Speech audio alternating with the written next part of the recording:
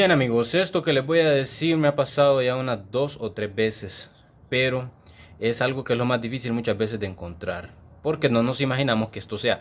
Perdió potencia primeramente, después empezó a hacer ruiditos, que como sonaba como válvula, que sonaba como cadena, y pues quitamos correa principal de accesorios para ver si encendido hacía bulla, siempre hacía ruido al encenderlo, hacía como matraca, que pues ahí les voy a poner el sonido para que escuchen. Esa solo es mi opinión. Ok, miren. Así como dijimos, identificamos que esto es un... Vamos a ver aquí. Silicón, ¿verdad? Vean, silicón del gris. Bien amigos, una vez ya limpiado y instalado, lo que hice fue hacer palanca en esta parte de aquí para abrir un poco esta parte que les digo yo que podría ser entonces el talón de Aquiles de estos motores, que esta lata viene demasiado pegada al punto de succión y pues ahí es a gusto suyo, pero sí le digo que no ponga mucho exceso y en este caso no usar de este sería mi opinión, porque miren, todo es quebradizo, miren acá, es quebradizo. Este sí tenía un poco de efecto de hule, pero el otro es más todavía, no se rompe tan fácil el otro, entonces al no romperse mantiene su estructura y no se va aquí al colador, no lo succiona, ya que este es un popote, no solamente es un colador, sino que tiene la función de popote o pajilla, que es succionar desde el punto más bajo del cárter para mandar hacia la bomba. Verifiquen también el juego axial o el juego hacia los lados que pueda tener todas las bielas. Si ustedes fijan, todas las bielas tienen que moverse. Hay gente que cree que deben de quedar fijas. Estas están ya torqueadas, pero miren, tiene que tener un ligero movimiento. Y también el juego del cigüeñal. ¿Cómo lo chequean? Bueno, lo mejor es que en las mecánicas de banco, en los tornos lo chequean, pero o lo revisan, pero usted lo puede revisar a ver si no se ha bloqueado el cigüeñal cuando no le toca bajarlo el motor.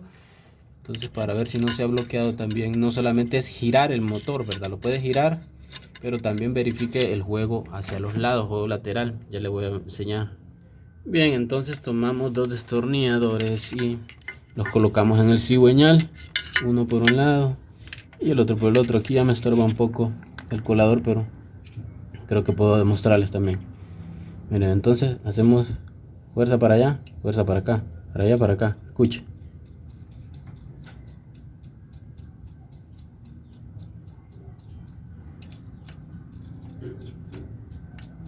Creo que escucharon el movimiento, se mueve un poquito. De hecho, los manuales ya traen cuánto debe moverse. Bien amigos, si es que lo van a hacer de silicón, entonces yo uso este clarito y pues van presionando mientras van haciéndolo delgadito, delgadito para que quede así, ¿ve? No muy abultado y delgado. Pues así quedaría el caminito por donde va. Entonces ese es el método que uso, hacerlo de manera continua todo el empaque, de tal forma que entonces no vamos a tener problemas de que se parta un lado o que otro lado se introduzca dentro del colador.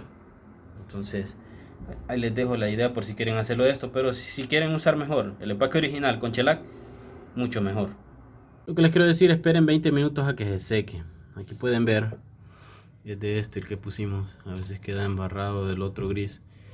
Y 20 minutos o 25 hasta que el dedo no se pega, ¿verdad? Cuando el dedo no se pega, entonces ya lo pueden poner, pero no lo aprieten los tornillos con maneral, sino que simplemente gírenlos con la mano, háganlos llegar con la mano, o sea, solo con el cubo o el dado, a lo que dé con su mano.